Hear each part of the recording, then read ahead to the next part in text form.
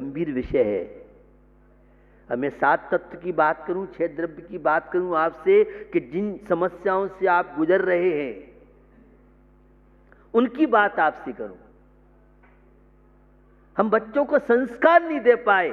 आज आप यहां बैठे हैं अपने दादा दादी, मां पिता, परिवार के संस्कार की वजह से आप विधान में बैठे हैं, अन्यथा आप भी पता नहीं कहां की हवा खाए होते। आपके माता पिता ने, आपकी दादा दादी ने कितना आपके लिए टाइम दिया। आप कितना टाइम देते हो बच्चों के लिए? पेरेंट्स की मीटिंग होती है और समझदार कोई पत्नी है तो पति देव से कहते हैं मीटिंग, माथा मत चाटो, ये नोट गड्डी लो और जो तुम्हें करना करो। ये पापी है, वो पापा नहीं कहलाएगा, वो पापी कहलाएगा। अपने उस बच्चे की संतान बहुत समझती है। एक बार क्या हुआ, मेरठ में मेरा प्रवास था और वहां कमिश्नर साहब आए, बड़े संस्कारित थे, बहुत धार्मिक थे, आस्थावान थे, जैन नहीं थे। तो मैंने फेस रीनियर से कहा, क्या बात आप टेंशन बहुत करते हो? क्या करूं, मेरा बेटा है, एक ही बेटा है और बहुत आज्ञाकारी है, मेरे से बोलता नहीं है। तो मैंने की एक बार कार्यशाला हमारे पास लगवा उस बेटे की। मैंने बेटे से बात की, बहुत अच्छा बच्चा था, संस्कृत बच्चा था। क्या हुआ, उसने पिताजी से कोई बात कही होगी, पिताजी ने उस पर ध्यान नहीं दिया और उसकी वजह से उसके अंदर ऐसी उत्कंठा की भावना बन गई, इतना निराश हो गया कि उसने पिताजी से बोलना बंद कर दिया। मैंने कहा आप 10 मिनट रोज बच्चों को टाइम दो, देखते हैं बच्चा आपका कैसे आपसे बात नहीं करता है। मम्मी को तो विश्व सुंदरी बनने से फुर्सत नहीं और पिता को टाटा बिरला बनने से फुर्सत नहीं। बच्चे हमारे अनाथ हो गए, हम कहां जाएं?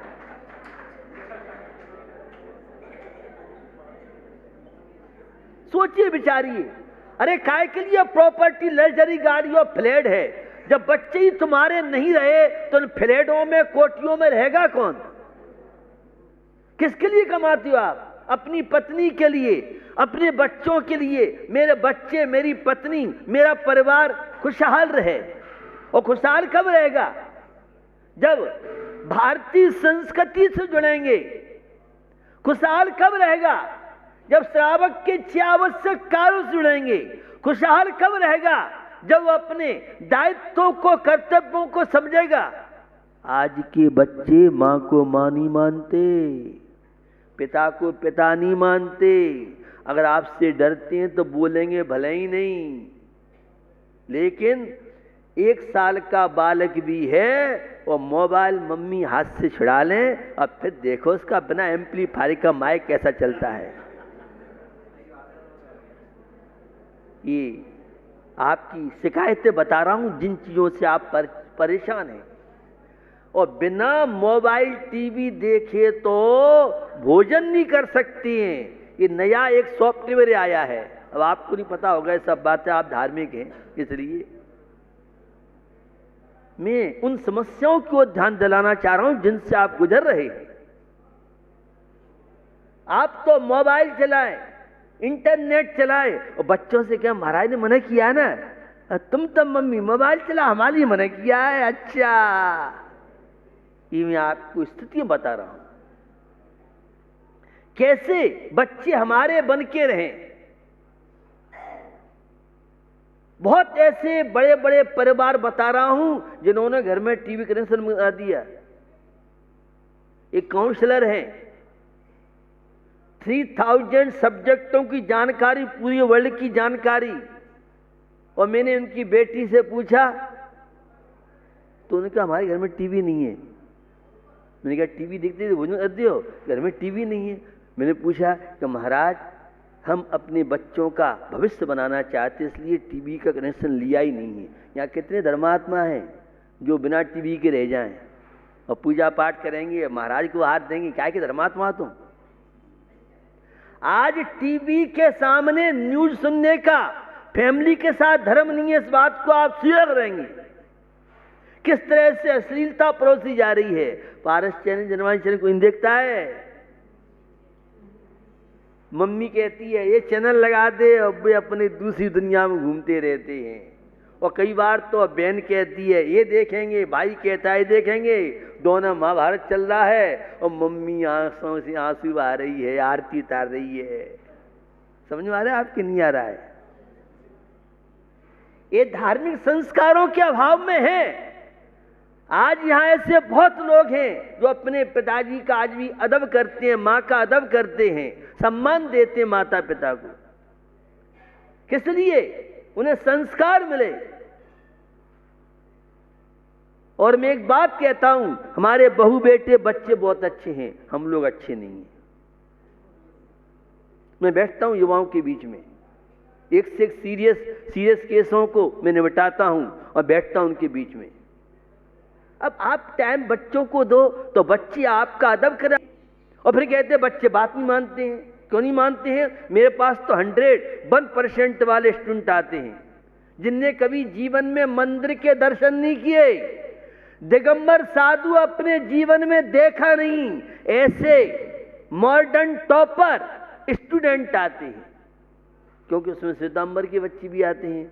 श्वेतांबर बच्चों ने थानकवासी वे मंदिर नहीं जाते हैं, उन्हें दिगंबर साधु कभी श्वेतांबर देखा नहीं। हमारे जैन समाज के दिगंबरों में ऐसे बहुत बच्चे बच्चियां, युवा युवती हैं, उन्हें ही नहीं पता है कि धर्म क्या होता है, हमारी क्या, क्योंकि इंटीरियर क्षेत्र में रहते हैं। बड़े बड़े VIP के बच्चे आते हैं, कमिश्नर और बड़े बड़े उनके बच्चे आते हैं। मैं आपको बताना चाह रहा हूं कि संस्कार बहुत बड़ी चीज है। तो सोच सकारात्मक जिनके जीवन में होगी वे जीवन में हर क्षेत्र में सफलता प्राप्त कर सकते हैं। नेगेटिव सोच मेरे बस की नहीं है, मैं नहीं कर सकता हूं। बहुत सुनते सुनते हो गए सासू जी की बात, अब तो शरीर के ऊपर निकल गई। ये है नेगेटिव सोच। पॉजिटिव सोच, कैसी विपत्तियां आए जीवन में, कितनी भी समस्या आए, उन सारी समस्याओं के बीच में, विपत्तियों के बीच में और सफलता को प्राप्त कर ले, यह है पॉजिटिव सोच। धर्म सोच को पॉजिटिव बनाता है, निराशावादियों को आशावादी बना दे, वह धर्म कहलाता है। वो आशावादी को निराशावादी बना दे, वह अधर्म पाप कहलाता है। जीवन मिला है हमें, जीवन का उपयोग कीजिए। सकारात्मक सोच में प्रेम की भावना, सकारात्मक सोच में शांति की भावना, सकारात्मक सोच में करुणा की भावना, सकारात्मक सोच में आनंद की अनुभूति करना, सकारात्मक सोच में भाईचारे की भावना। सभ्य शुद्धा हो सुदृढ़या, सब के अंदर भगवान आत्मा निश्चय से द्रव्य दृष्टि से है। तो भाईचारे की भावना, मैत्री की भावना, वात्सल्य की भावना, एक दूसरे को निभाने की सद्भावना। सासू बहू को निभाए, बहू सासू को निभाए तो धर्मात्मा कहलाओगे। मूर्ति के दर्शन हो सकते हैं, महावीर स्वामी के दर्शन करना है, परमात्मा के दर्शन करना है। मैं एक बात कहता हूं, घर को मंदिर बनाइए, ऑफिस को मंदिर बनाइए, अपनी दुकान को मंदिर बनाइए। अब बुरा नहीं माने, आपने तो मंदिर को घर बना रखा है। भैया, जीवन आदर्श में सकारात्मक सोच की बात कर रहा हूं। ये जितनी बीमारियां हैं उनके बहुत कारणों में रोगाणु, विषाणु जहां कारण है, बीमारी के कारणों में है मानसिक सोच। ये मंदिर क्या है? यहां एक मानसिकता आपकी बदलती है। यहां का वातावरण एक मंत्रित है। कितना निष्ठुर से निष्ठुर, पापी से पापी भी आए तो उसकी यहां भावना बदल सकती है। बदल जाए जरूरी नहीं है, जिसकी जैसी आस्था हो, श्रद्धा हो, समर्पण हो। भैया, संसार की बहुत विचित्र दशा है। हरे वृक्ष पर तोता बैठा, करता मौज बिहारी, सूखा तरुवर उड़ गया पंछी, क्षण में प्रीत बिसारी, समझ मन बाबरे सब सारथ है संसारा। कोई किसी का नहीं है, बाप बड़ा ना भैया। यहाँ तो सब समय सारे ज्ञात हैं, सब ज्ञानी बैठे हैं, सम्यक दृष्टि है, धर्मात्मा है।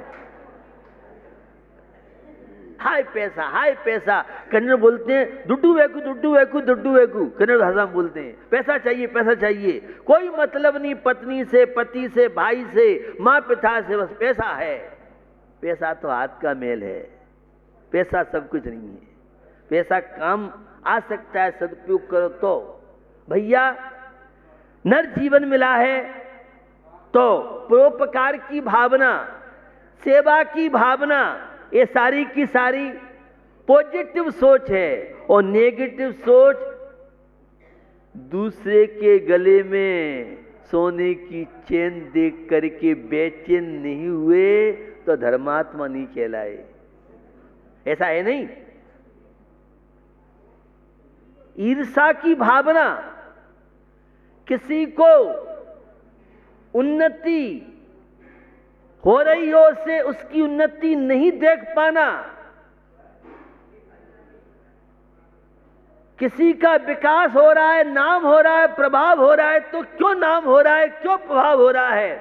ईर्षा की भावना, द्वेष की भावना और क्रोध की भावनाएं, ये चिंताएं, ये जितने तनाव हैं, ये सारे के सारे नेगेटिव सोच का प्रभाव है। जीवन आपको मिला है तो सोच पॉजिटिव बनाइए। एक छोटी सी घटना से, महात्मा गांधी थे और वो सेवा के कार्य में, मानवीय कार्यों के प्रति बहुत जागरूकता थी। वे बाहर से आए, झोपड़ी में जाने लगे तो झोपड़ी पर कुछ लोग खड़े थे, पूरे शरीर से वह मवाद पस पड़ी थी, कुष्ठ रोग के शिकार थे, कई लोग थे। और कहा हमें क्या आश्रम में स्थान मिल सकता है। महात्मा गांधी ने सुना, सोच में पड़ गए। एक कुष्ठ व्याधि के रोग से पीड़ित व्यक्ति को कैसे आश्रम में रखें, मैं अकेला तो हूं नहीं, मेरे साथ तो बहुत लोग हैं। अंदर तो चले गए लेकिन एक द्वंद्व चलता रहा। आवाज आ रही, आप अकेले नहीं हैं और सब लोग इसको तैयार नहीं होंगे। यह बाहर से आवाज आ रही है। दूसरी ओर आवाज आ रही है, आप मानव की सेवा करने वाले हैं, कर्तव्यनिष्ठ हैं, आपका दायित्व, कर्तव्य, जिम्मेदारी है। कोई भी व्यक्ति दुखी नहीं हो, अशांत नहीं हो। जो दूसरों के दुख को देख करके द्रवित नहीं होता है, वह सम्यक दर्शन की पात्रता नहीं रख सकता है, वह स्वपर भेद विज्ञानी धर्मात्मा नहीं बन सकता है। आप कहां से बोल रहे हो? दर्श विशुद्ध भावना भाई, सोले तीर्थंकर पद पाय, परम गुरु हो जय जय नाथ, परम गुरु हो। 16 कारण भावना भाने वाले, संसार में कोई दुखी नहीं हो, पूरे संसार के प्राणियों का कल्याण हो जाए, ऐसी पवित्र भावना भाने वाले तीर्थंकर प्रकृति का बंद करते हैं। नंदीश्वर पर्व चल रहे हैं, 5 से 12 अर्घों से 1008 अर्घों से आप सिद्ध परमेष्टि रहेंगे। उस नंदीश्वर जिनालय की अकृत्रिम प्रतिमाएं, नंदीश्वर पूजन में आप बोलते हैं कोटि सस भान देते तेजे छिप जाते हैं, महावैराग्य परिणाम ठहराते हैं। बैनी नहीं कहे लक्ष्य होत सम्यक धर्म, भौन बाबन प्रतिमान मोह सुकरम। भी अकृत्रिम जिनालय कैसे हैं? करोड़ों सूर्यों का प्रकाश भी उन जिन बिंबों के सामने फीका पड़ जाता है। करोड़ों चंद्रमा की कांति फीकी पड़ जाती है। बैन नहीं, वे बोलते तो नहीं हैं, लेकिन धर्मात्मा की सम्यक्त की प्राप्ति में ये जिन बिंब का दर्शन बाही निमित्त है, अंतरंग निमित्त, सात प्रकृतियों का उपशम छादी है। भैया यह नर जीवन मिला है तो हम भी निश्चित पूजा भक्ति के द्वारा विकास करें, नेगेटिव सोच को पॉजिटिव बनाएं। महात्मा गांधी ने सोच जाके एक कोठरी खाली कराई और उन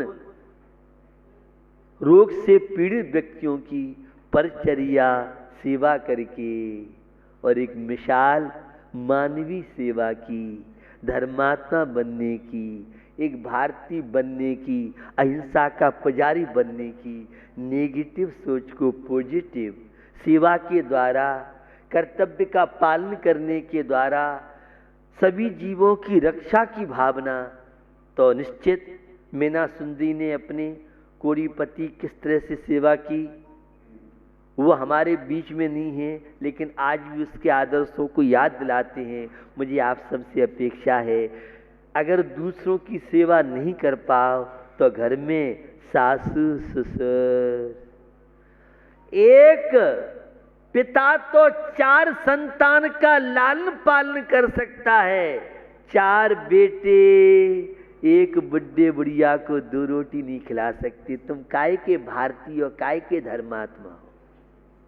मुझे आप सबसे अपेक्षा है, घर में वृद्धों को सम्मान बहुमान दे करके सम्यक दर्शन की भूमिका तैयार कीजिए।